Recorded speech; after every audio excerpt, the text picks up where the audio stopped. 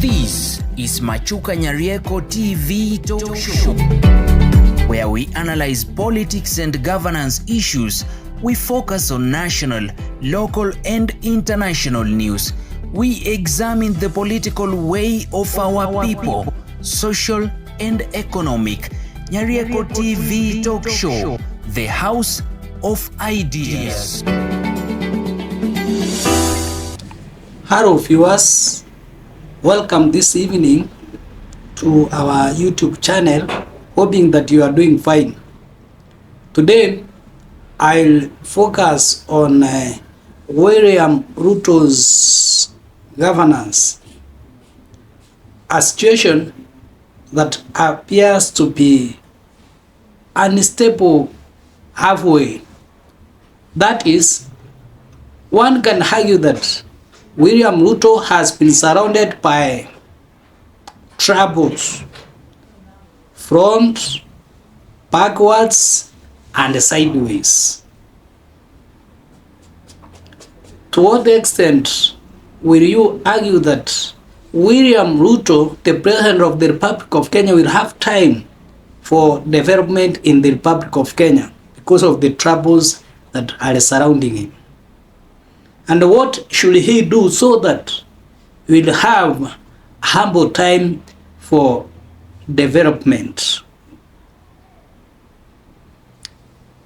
Kindly, if you are watching this channel for the first time, subscribe so that whenever we produce another video, YouTube will automatically notify you. And kindly remember always to put on the subscriber button so that YouTube is able to notify you.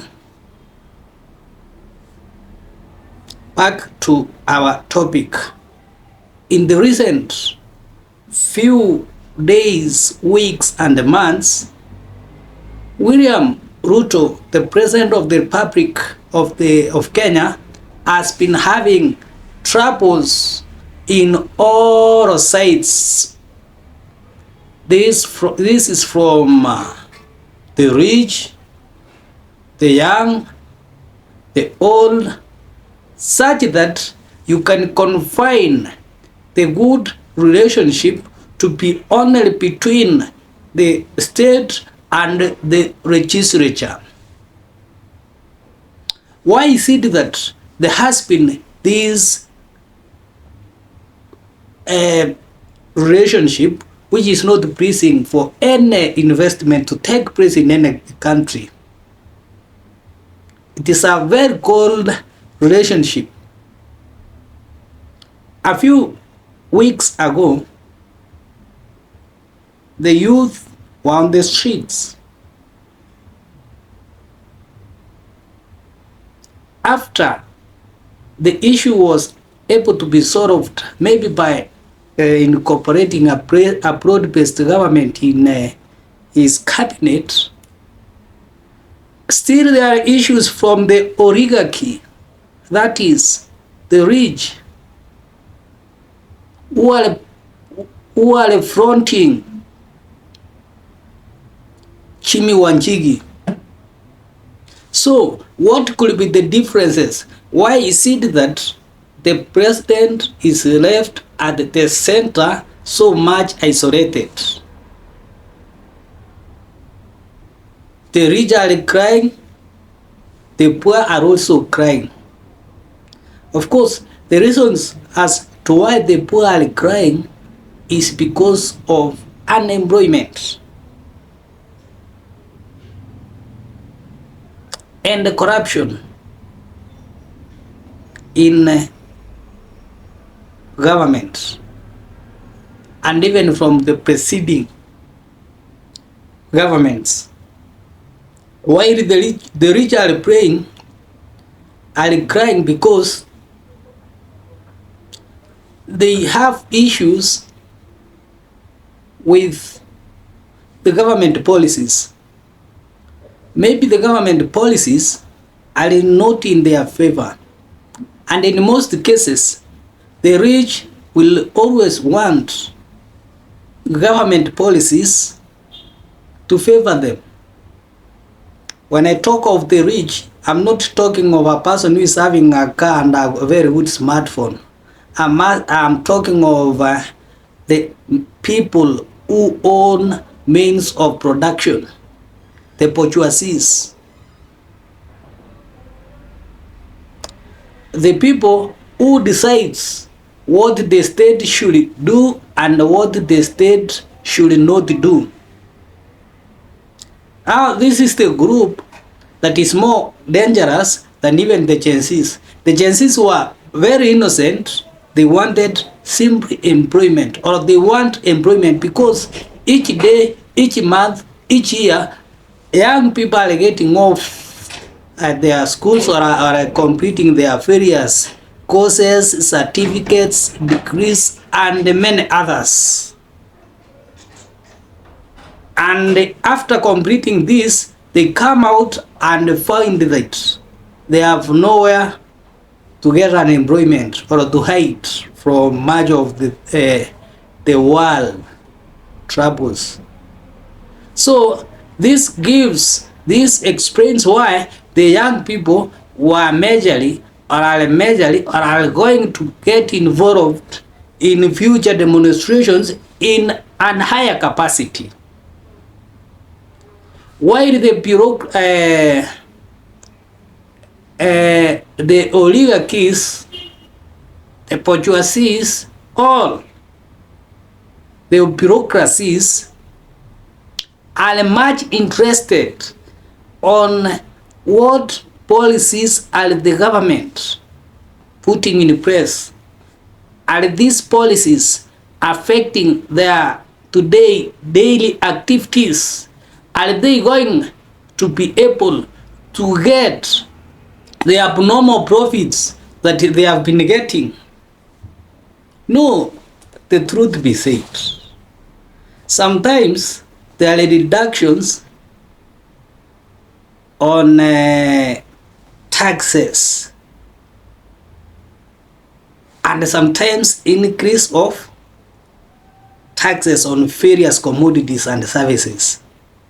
But the increase of these commodities is first felt because it is passed immediately to customers than the reduction. If, for example, there is a reduction of some commodities, there is some commodities maybe are tax-free or are exempted, you will find that they will take time to be felt. Maybe by the time they are being felt, it has already become another financial, or it is heading to another financial year. And in most cases, when we approach the financial or next financial year, people start doing hoarding of products, goods, and even smuggling because of speculations and expectations of what they do not see or what they expect may increase in the prices, because of course today there is public participation. So because of this, the president is left at the midst. How will the president get out there? Because the rich are there facing him.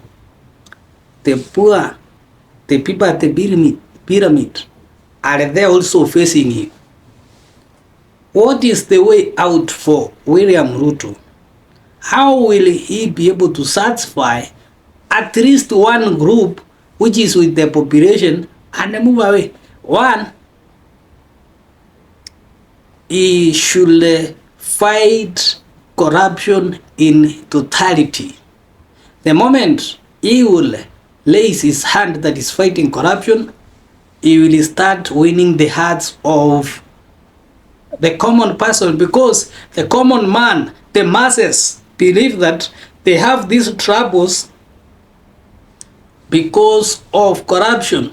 That if corruption is eliminated, then there is that possibilities of investment that will lead to them having jobs. Number 2 is fighting corruption. 3, fighting inefficiency. 4, fighting inefficiency. 5, fighting incompetence. And 6, fighting incompetent in all spheres of the government operations. By looking at those 6 ways, then the president can be stable at the midst, where he has now been fixed by the rich and the poor. He's just at the midst with a few individuals. This is Machuka Nyarieko TV talk show, the house of ideas. Kindly continue liking our videos. Liking is just taking a second, pressing the thumbs up, and then we just get so happy for that. And those who have not subscribed, take a second or 2 to subscribe, so that we are able to reach you. And whenever you subscribe, leave your subscriber button on, so that whenever we produce another video, YouTube will automatically notify you. Thank you and have a pleasant evening.